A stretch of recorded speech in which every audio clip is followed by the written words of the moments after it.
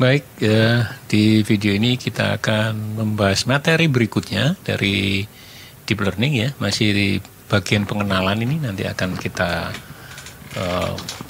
lanjutkan dengan bagian prakteknya ya di setiap materinya. Karena niat saya memang begitu, setiap bab ada teori dan prakteknya. Oke, di video ini saya akan membahas tentang transfer learning ya, dalam salah satu topik dalam deep learning ya.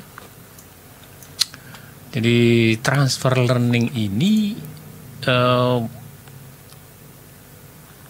sama seperti GAN yang kita bahas sebelumnya ya, juga salah satu yang menjadikan deep learning populer ya, implementasinya menjadikan deep learning menjadi semakin populer.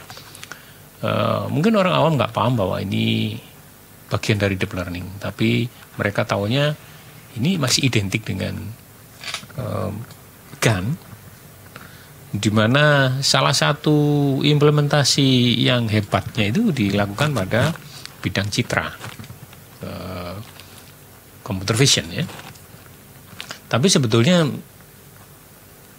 tidak hanya itu ya, ada banyak implementasi lain dalam transfer learning ya, jadi lebih luas dibanding GAN sebetulnya. Kalau GAN lebih banyak di multimedia, di audio, di gambar, video ya.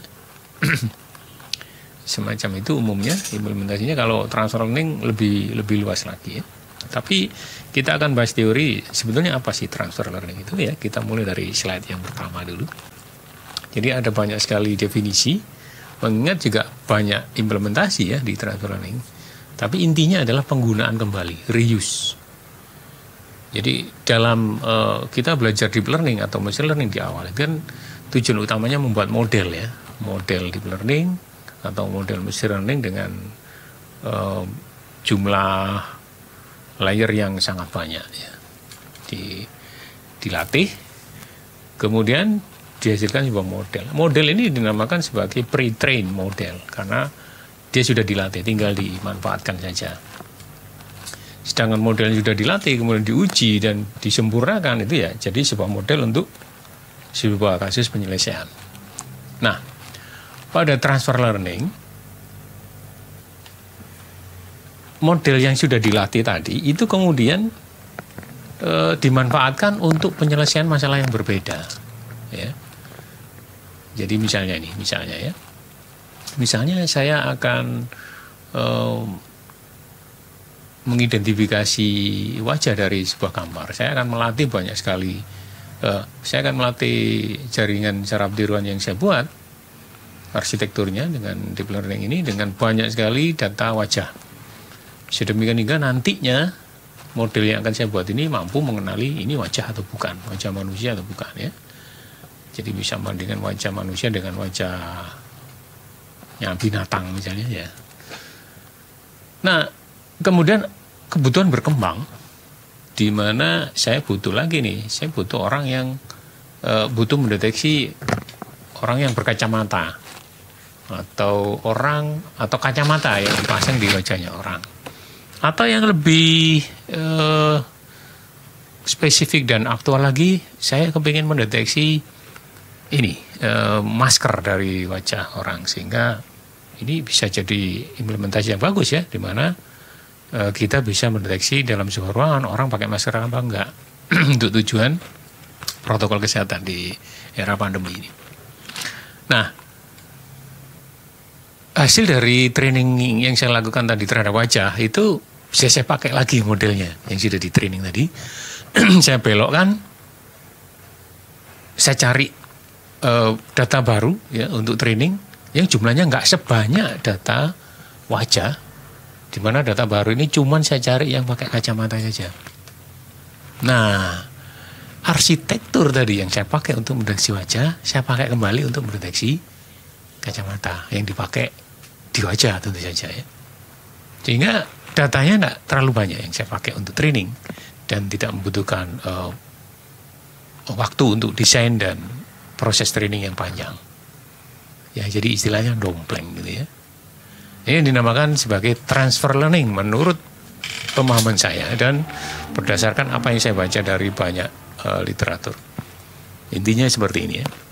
Nah, apa sih keuntungannya? Ya, yang pertama, data untuk trainingnya lebih sedikit karena modelnya sudah dilatih sebelumnya, meskipun untuk tujuan yang berbeda.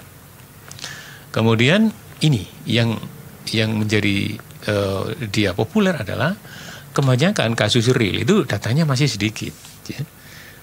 Jadi permasalahan modern manusia, entah itu di data apapun ya, nggak cuma di data gambar atau computer vision, itu faktanya datanya masih belum banyak itu. Kalau kemudian dipakai untuk membuat sebuah model deep learning masih kurang datanya untuk training.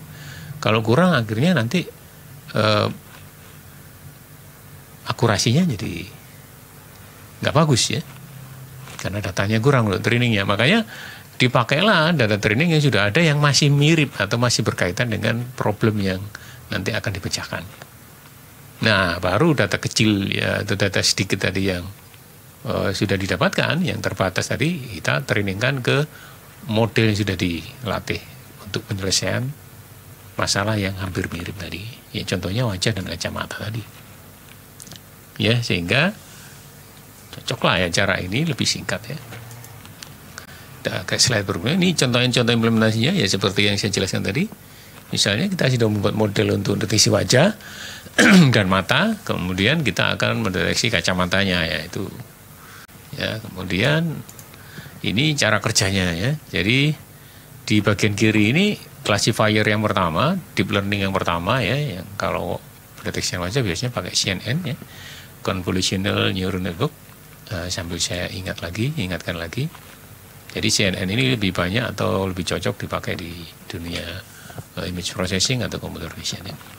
Nah, kemudian hasil trainingnya ini jadi arsitekturnya masih sama nih karena pakai model yang sama dengan training yang sama sebelumnya, cuma ditambahkan input baru nanti di sini, input baru yang lebih kecil untuk permasalahan baru, jadilah sebuah new classifier ya, identifikasi untuk permasalahan yang baru ya. Tadi ini misalnya wajah, ini deteksi mata atau kacamatanya, masih dompleng datanya wajah juga karena kacamata ada di wajah gitu kan ya.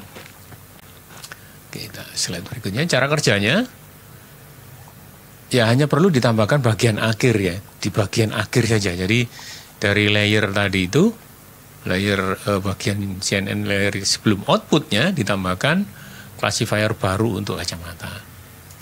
Ya, kemudian model sebelumnya, layer sebelumnya dipakai lagi.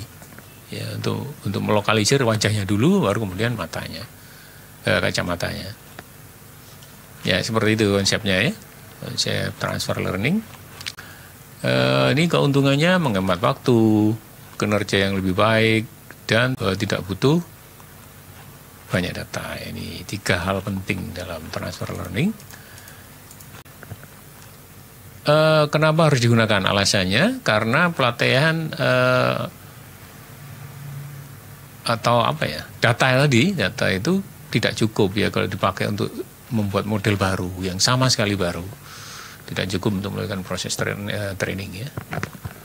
Kalau dipaksakan tidak akurat ya, hasil identifikasinya nanti pasti tidak akurat, errornya terlalu besar.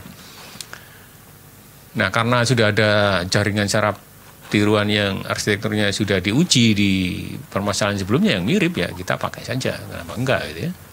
Tinggal kita nambahkan satu layer khusus untuk klasifikasi objek yang baru di bagian akhir ya. Ya. Ada 3 model utama dalam transfer learning. Yang pertama model penggunaan atau metode penggunaan model sebelumnya ya. Jadi ini ilustrasinya begini, karena agak sulit mendeskripsinya. Jadi bayangkan Anda ingin menyelesaikan tugas A tapi tidak cukup data ya, seperti yang saya ulang-ulang tadi. Kemudian salah satu caranya adalah menemukan tugas B yang terkait banyak data. Jadi tadi karena saya ingin mendeteksi kacamata tapi datanya sedikit, tapi sebelumnya saya sudah punya model B yang datanya lebih banyak, yaitu data wajah. Nah, kemudian dilatihlah jaringan saraf neuron pada pengenalan wajah dulu. Ya, pengenalan wajah dulu selesai dengan data yang banyak, oke, akurat. Baru kemudian setelah dilatih ditambahkan layer baru untuk pendeteksian kacamatanya. Jadi wajahnya sudah kepegang ini, tinggal kacamatanya ditambahkan. Kemudian di training dengan data yang lebih sedikit dengan wajah dengan kacamata. Karena jumlahnya nggak sebanyak data wajah ya. Itu metode pertama. Kemudian metode kedua menggunakan pre-train model. Ya, ini modelnya sudah dilatih nih, sudah. Jadi tidak mulai awal. Kalau tadi yang pertama kan kita ingin mencari solusi pendeteksian kacamata, ya sudah, kita cari aja penyelesaian wajah dulu, kita buat modelnya terlebih dahulu, baru kemudian kacamatanya. Kalau yang pre-train enggak, kita cari pre-trainnya. Ini banyak yang bertebaran di internet ya. Pre-train model untuk mendeteksi sesuatu. Ya. Misalnya begini, kebetulan saya sedang mengerjakan sebuah penelitian tentang deteksi plat nomor ya, plat nomor. Anda tahu plat nomor di dalam negara beda-beda. Data yang ada, yang banyak itu adalah data dari luar, seperti biasa ya. Plat nomor dari luar itu banyak, bahkan sudah dibuatkan pre-trainnya dalam deep learning dan di-share. Orang luar itu baik ya.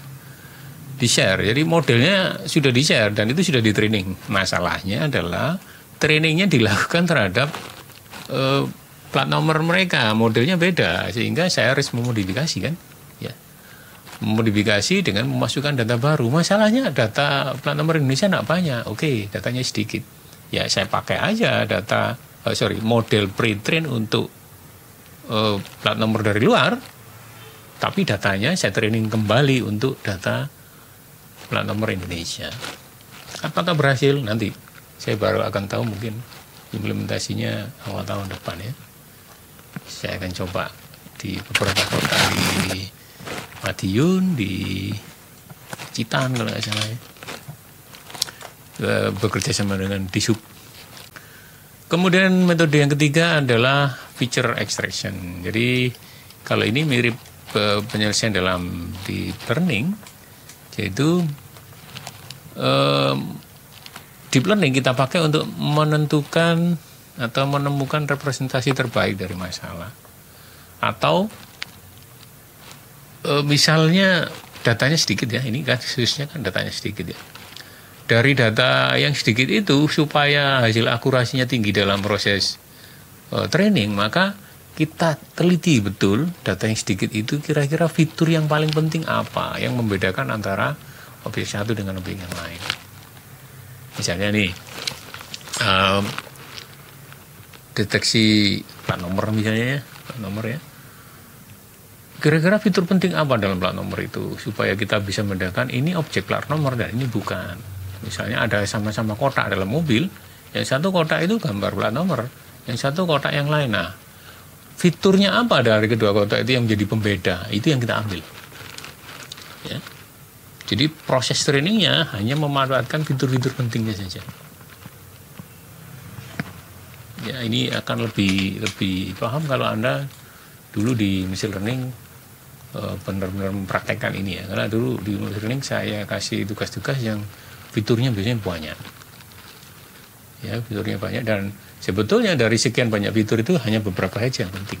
Yang lain itu cuman tidak terlalu signifikan atau bahkan mengganggu proses klasifikasi. Nah, di sini deep learning digunakan untuk menyeleksi fitur yang terbaik, kemudian dipakai training dengan data yang sedikit. Itu metode yang terakhir ya. Jadi itu gambaran tentang deep learning untuk metode transfer learning ya.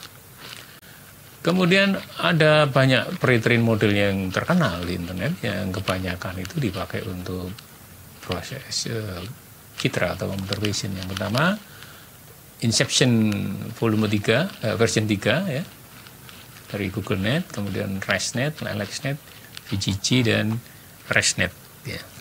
Ini kalau Anda searching masing-masing ini Anda akan cepat temukan file-file pre-trainnya untuk tujuan tertentu. Ya, misalnya untuk tujuan pendeteksian apa tadi yang saya sebut plat nomor, pendeteksian burung apa, mobil apa dan seterusnya, itu Anda tinggal pakai saja pre-trainingnya ya.